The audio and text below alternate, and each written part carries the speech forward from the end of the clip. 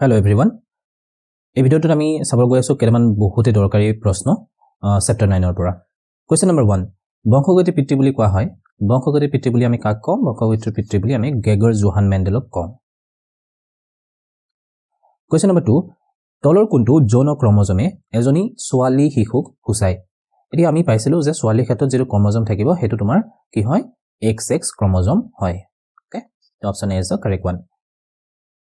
লৰাৰ ক্ষেত্ৰত আমি কোনটো ক্ৰমজম পাওঁ? লৰাৰ ক্ষেত্ৰত থকা যৌন ক্ৰমজমটো হ'ল XY। কোৱেশ্চন নম্বৰ 3 উহ মটৰ মাহৰ গছৰ লগত চাপৰ মটৰ মাহৰ গছৰ সংকৰণ ঘটোৱা হ'ল। প্ৰথম প্ৰজন্মৰ গছবিলাক কেনেকুৱা হ'ব বুলি আমাক সুধিছে। এটা চোৱা উহ আৰু তোমাৰ আছিল চাপৰ এই দুটাৰ মাজত যদি আমি প্ৰজনন ঘটাম তেতিয়া কি হয় প্ৰথম F1 জোনত কি হয় যিমান বিলাক গছ আমি দেখিবলৈ পাম সেই গোটেই গছবিলাক কি হ'ব উহ হ'ব। কিহৰ কাৰণে? কাৰণ ইয়াতে যেটো প্ৰভাৱী লক্ষণ আছে না প্ৰভাৱী চৰিত্ৰ হেতু প্ৰকাশ পাব। প্ৰভাৱী চৰিত্ৰটো হৈ গল উহ। গতিকে আমি যিমান বিলাক গছ দেখাম হেতু কি হ'ব তোমাৰ সকলো উহ গছে হ'ব। কোৱেশ্চন নম্বৰ 4 সমহস্ত অংগৰ এটা উদাহৰণ হ'ল। অপচন এটো আমাক দিয়া আছে আমাৰ বাহু আৰু কুকুৰৰ আগঠেং। এটো সমহস্ত অংগৰ উদাহৰণ হয়। পটেটো আৰু ৰানাৰ্স অফ গ্ৰাছ আলু আৰু ঘাঁহৰ হিপা এটো এটা সমহস্ত অংগ হয়। আৰু টিথ এণ্ড এলিফেন্টছ টাক্স আমাৰ দাঁত আৰু হাতীৰ দাঁত এটো সমহস্ত অংগ হয়। গতিকে গোটেই কেইটাই কি হয় সমহস্ত অংগ হয়। গতিকে option D is the correct one. সমস্ত অংগ কি আছিল যাৰ উৎপত্তিটো একে কিন্তু বেলেগ বেলেগ কামত তোমাৰ ব্যৱহৃত হৈ আছে। কোৱেশ্চন নম্বৰ 5 প্ৰাকৃতিক নিৰ্বাচনৰ দ্বাৰা জীৱৰ ক্ৰমবিকাশ হোৱা সূত্ৰটো দাঙি ধৰিছিল ডাৰউইনে। কোৱেশ্চন নম্বৰ 6 চকুৰ বিবৰ্তন হ'ল এটা পৰ্যায়ৰ বিবৰ্তনৰ এটা উদাহৰণ। ওকে পৰ্যায়গত বিবৰ্তনৰ এটা উদাহৰণ। কোৱেশ্চন নম্বৰ 7 এজোৰ বিপৰীতধৰ্মী লক্ষণৰ বাবে কৰা সংকৰ পৰীক্ষাত অপ্ৰভাৱী লক্ষণটো প্ৰকাশ পায়। এটা চোৱা অকমান আগত আমি যে চাইছিলো উহ আৰু চাপৰ হেতু তোমাৰ F1 জোনত কি হৈছিল যেটো প্ৰভাৱী চৰিত্ৰ আছিল হেতুৱে প্ৰকাশ পাইছিল। কিন্তু যেটো অপ্ৰভাৱী চৰিত্ৰ আছিল যেটো চাপৰ হোৱাৰ যেটো চৰিত্ৰ আমি ধৰি লৈছো উদাহৰণ হিচাপত চাপৰ হোৱাটো। ওকে হেতু কি হয় ইয়াৰ পৰৱৰ্তী যেটো জন হ'ব F2 জোনত ই প্ৰকাশ পায়। অৰ্থাৎ আমি তাত চাপৰ গছু দেখিবলৈ পাম। হেতু কি হয় F2 জোনতহে আমি দেখিবলৈ পাম। কোৱেশ্চন নম্বৰ 8 এটা সমভিত্তিক অংগৰ উদাহৰণ হ'ল সমস্থানিক আমি পাইছিলো যে উৎপত্তিটো একে কিন্তু কামটো কি হয় বেলেগ বেলেগ হয়। কিন্তু সমভিত্তিটো হৈ গেল কি তোমাৰ উৎপত্তি বেলেগ বেলেগ কিন্তু ইহতৰ কাম বিলাক একে নিচিনা। এতিয়া চোৱা আলু আৰু ঘাঁহৰ হিপা এটো আছিল তোমাৰ সমস্থানিক অংগ। ওকে আমাৰ দাঁত আৰু হাতীৰ দাঁত এটো আমি সমস্থানিক অংগত পাইছিলো। বাদুলিৰ দেউকা আৰু পখিলাৰ পাখি এই দুটা অংগই কি হয় তোমাৰ উৎপত্তি ইয়াৰ বেলেগ বেলেগ। বাদুলিৰ দেউকা উৎপত্তি আৰু পখিলাৰ পাখি এই দুটাৰ উৎপত্তি স্থান বেলেগ বেলেগ কিন্তু ইহত দুটাৰে এই দুটা কামে কি হৈ আছে একে হৈ আছে। দেউকা আৰু পাখি এই দুটা কাম দুটা অংগৰে কামটো একে হৈ আছে। গতিকে ইহত দুটা হ'ব সমভিত্তিক অংগ। লাষ্টৰটো এটো হ'ল সমস্থানিক অংগৰ উদাহৰণ। কোৱেশ্চন নম্বৰ 9 মেণ্ডেলৰ এক সংকৰণ পৰীক্ষাত জিনিও অনুপাতটো হ'ল এটা মনোহাইব্ৰিড ক্ৰছ যেতিয়া কৰিব তেতিয়া তাত মেণ্ডেলৰ অনুপাতটো যেটো পাইছিলে হেতু হ'বগে 3:1। কোৱেশ্চন নম্বৰ 10 স্বতন্ত্ৰভাৱে দুটা বেলেগ বেলেগ সাহিত্যিক বৈশিষ্ট্যৰ বংশানুক্ৰমিক প্ৰবাহ আকৃতি আৰু বীজৰ বৰণ ডি বৰ্ণ সংকৰৰ অনুপাত হৈ গল তোমাৰ এটো 9:3:3:1। কোৱেশ্চন নম্বৰ 11 বিবৃতি আমাক দিয়া আছে যে এটা পৰিয়ালৰ জন্ম হ'বলগীয়া সন্তানটো ল'ৰা হ'ব নে ছোৱালী হ'ব হেতু সদায় নিৰ্ভৰ কৰে কাৰ ওপৰত? পিতৃৰ ওপৰত। এই ষ্টেটমেন্টটো সঁচা। আমাৰ কাৰণটো দিয়া আছে যে পিতৃৰ লিংগ নিৰ্ণয়ক ক্ৰমজম যোগ হৈ গল XY আৰু প্ৰজননৰ সময়ত X নাইবা Y ক্ৰমজম প্ৰবাহিত হ'ব পাৰে আনহাতে মাতৃৰ কেৱল XX ক্ৰমজম থাকে। এই ষ্টেটমেন্টটো কি হয় শুদ্ধ হয়।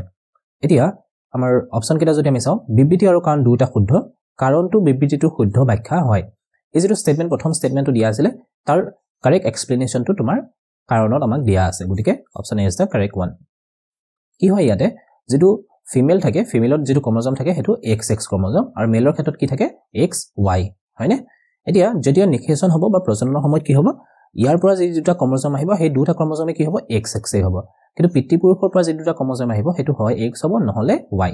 এটা যেহেতু ইহত দুটাৰ পৰা এটা লোক লাগিব গতিকে এই দুটা যদি লোক লাগে তেতিয়া হলে এটো XX হৈ গল। এটো হৈ যাব তোমাৰ ফিমেল অৰ্থাৎ ছোৱালী জন্ম পাব। আৰু এটো হৈ গল তোমাৰ XY যদি লোক লাগে তেতিয়া হলে এটো কি হৈ যাব মেল। তো এইটো কোনে নিৰ্ধাৰণ কৰিলে? এই পিতৃপুৰুষত থকা ক্ৰমজম দুটাই নিৰ্ধাৰণ কৰে X আৰু Y ক্ৰমজমে। ওকে কোৱেশ্চন নম্বৰ 12 কলম 1 আৰু কলম 2 মিলাব দিছে। প্ৰথমটো আমাক দিয়া আছে জীৱাশ্ম। জীৱাশ্ম হৈ গল জীৱদেহৰ অৱশিষ্ট চাপ। তো 1 টো কিহৰ লগত মিলি আছে? B লগত। তো 1 টো B থকা অপচন আছে D। D is the correct one. হলে বাকি কেইটা অপচনো চাই থৈ দিয়া। সমলোকা স্বৰ্গন বা সমস্ত অংগ আমি চাইছিলো যে ইয়াৰ উৎপত্তিটো একে কিন্তু কামটো ভিন্ন হয় গতিকে 2 টো হ'বগে C সমভিত্তিক অংকটো ইয়াৰ বিপৰীতটো আছিল ইয়াৰ কি হয় উৎপত্তি ভিন্ন কিন্তু কাম একে তো এটো হ'বগে D চাৰ্লছ ডাৰউইন আমি যাক ক্ৰমবিকাশৰ পিতৃ বুলি জানো কোৱেশ্চন নম্বৰ 13 দুটা মটৰ উদ্ভিদ এটা ঘূৰণীয়া হেউজীয়া আৰু বীজৰ হৈতে আৰু আনটো কোনচিন হালধীয়া বীজৰ হৈতে F1 গৰ্ভজাত উৎপাদন কৰে যত ঘূৰণীয়া হালধীয়া বীজ থাকে যেতিয়া F1 উদ্ভিদবোৰ স্বপৰাগ কৰা হয় তেতিয়া F2 সন্তানৰ চৰিত্ৰৰ এক নতুন সংমিশ্ৰণ থাকিব নিম্নলিখিতবোৰৰ পৰা নতুন সংমিশ্ৰণসমূহ বাছনি কৰা বুলি আমাক কৈছে ওকে এতিয়া চোৱা যি দুজোপা উদ্ভিদৰ কথা আমাক ইয়াতে কৈছে তাত কি আছিল RRYY RRYY এটো কি বুজাই আছে R টো হৈ গল তোমাৰ প্ৰভাৱী ক্যাপিটেল লিখা আছে দ্যাট মিন্স ই প্ৰভাৱী হয় ঘূৰণীয়া হোৱাটো প্ৰভাৱী আৰু নেক্সট Y মানে কি বুজাই আছে হেউজিয়া যেটো ইয়াত স্মল লেটাৰ লিখা আছে গতিকে ই হয় অপ্ৰভাৱী চৰিত্ৰ আৰু আনজোপা আছিল কি RRYY ইয়াত প্ৰভাৱী চৰিত্ৰটো হৈ গল তোমাৰ হালধীয়া প্ৰভাৱী চৰিত্ৰটো কি হৈ গল হালধীয়া আৰু তোমাৰ এই স্মল r লিখাটো হৈ গল কোনচিড মানে হতুৰা ওকে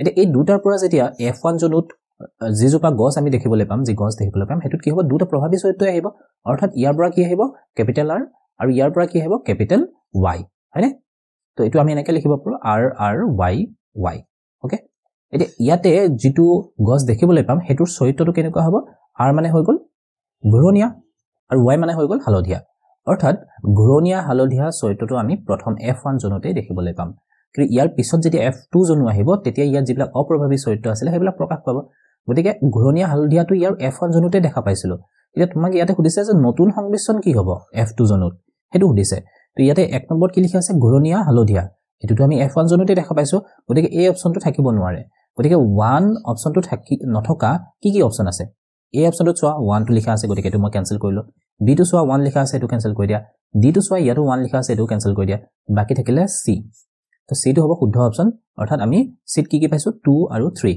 তো ৰাউন্ড আৰু গ্ৰীন হেতু হ'ব পাৰে ৰিংকল আৰু ইয়েলো এটো হ'ব পাৰে কোৱেশ্চন নম্বৰ 14 বনৰীয়া বন্ধাকবি প্ৰায় 1000 বছৰৰ পৰা খেতি কৰি থকা হৈছে মানুহে ইয়াৰ পৰা ব্ৰকলি ফুলকবি ৰঙা বন্ধাকবি আদিৰ বিকাশ কৰিবলৈ সক্ষম হৈছে এই প্ৰক্ৰিয়াটো তলৰ কোনটোৰ উদাহৰণ বুলি আমাক সুধিছে এইটো হৈ গল কৃত্ৰিম নিৰ্বাচন কোৱেশ্চন নম্বৰ 15 অংক দুটা মিলাই কিনে আমাক শুদ্ধ বিকল্পটো বাছিব দিছে প্ৰথমটো তোমাৰ লিখা আছে জিনীয় পৰিৱৰ্তন কিহৰ কাৰণে দেখিবলৈ পাম আমি জিনীয় পৰিৱৰ্তন আমি দেখিবলৈ পাম DNA প্ৰতিলিপিকৰণৰ কাৰণে A টো হৈ গল 4 A4 থকা অপচন তোমাৰ আছে দুটা বাকি A অপচন আৰু B অপচন মই দুটা ক্যান্সেল কৰিলো C আৰু D ৰ পৰা কোনোবাটো শুদ্ধ হ'ব B টো তোমাৰ দিয়া আছে স্বতন্ত্ৰ বংশানুক্ৰমিক প্ৰবাহৰ ধাৰণাটো তোমাক দিছিলে মেন্ডেলে গতিকে B টো হ'ব লাগে 1 B1 থকা অপচন তোমাৰ আছে C টো ঠিক আছে C is the correct one বাকি কেটা হৈ গল নেচাৰেল সিলেকশন প্ৰাকৃতিক নিৰ্বাচন আমাক দিয়া আছে প্ৰাকৃতিক নিৰ্বাচনে কি কয় যে যিজন যোগ্য তেওঁহে বাছি থাকিব ওকে ডি অপচনটো তোমাক দিয়া আছে কৃত্ৰিম নিৰ্বাচন আমি অকমান আগৰ প্ৰশ্নটো চাই আছো যে এটো বনৰীয়া বন্ধাকবিৰ ক্ষেত্ৰত আমি কৰি আছো কৃত্ৰিম নিৰ্বাচন কোৱেশ্চন নম্বৰ 16 এটা যোজন কোষে যদি পিতৃৰ পৰা X ক্ৰমোজম লাভ কৰে তেন্তে সন্তানটো হ'ব অকন আগম চাইছিলো যে ফিমেলৰ ক্ষেত্ৰত থাকে যেটো ক্ৰমোজম হেতু হ'ল XX আৰু মেলৰ ক্ষেত্ৰত যেটো থাকে XY গতিকে সন্তানটো লৰা হ'ব নে ছোৱালী হ'ব হেতু নিৰ্ভৰ কৰে পিতৃৰ ওপৰত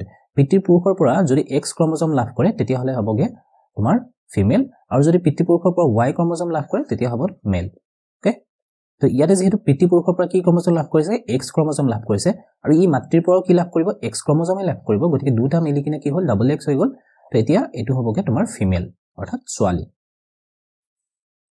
কোৱেশ্চন নম্বৰ 17 জীৱাশ্মই সহায় কৰে বিবৰ্তনৰ বিষয় অধ্যয়ন কৰা এটো হয় পূৰ্বৰ পৰিবেশৰ বিষয় অধ্যয়ন কৰা এটো হয় জীৱৰ একোটা ক্ৰমৰ বিভাজন হেতুৰ কাৰণে আমি জীৱাশ্মই সহায় কৰে ওকে গতিকে শুদ্ধ অপচনটো তোমাৰ হ'বগে C কোৱেশ্চন নম্বৰ 18 মানুহৰ যোজন কোষ বা জাইগোটত যৌন ক্ৰমোজমৰ সংখ্যাৰ জোৰৰ সংখ্যাটো তোমাক সুধিছে জোৰটো থাকে 1 টোটাল ক্ৰমোজমৰ সংখ্যাটো হৈ গল 23 ইয়াৰ ভিতৰত যেটো সেক্স ক্ৰমোজম থাকিব হেতু হৈ গল তোমাৰ 1 পেয়াৰ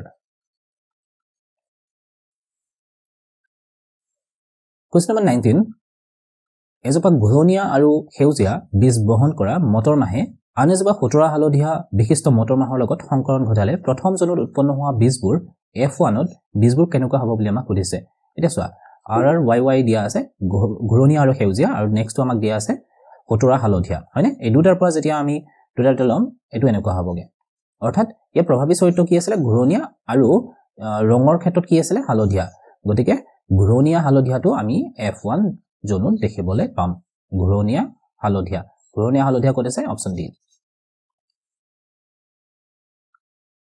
Question number 20 তলৰ কোনটো গুণ পিতৃ মাতৃৰ পৰা সতি সন্ততিলৈ জিনৰ জৰিয়তে প্ৰবাহিত হ'ব নোৱাৰে কেকুৰা চুলি এটো হ'ব পাৰে ডাঙৰ নাক এটো হ'ব পাৰে চকুৰ বন এটো হ'ব পাৰে কিন্তু কোনটো হ'ব নোৱাৰে হেতু হৈ গল হাতুৰ বিদ্যা বা কৌশল কাৰণটো হৈ গল এটো এটা আৰ্জিত চৰিত্ৰ বুলা কি হয় জেনেটিক্যালি পিতৃ পুৰুষৰ পৰা সতি সন্ততিলৈ নাযায় Okay, thank you everyone.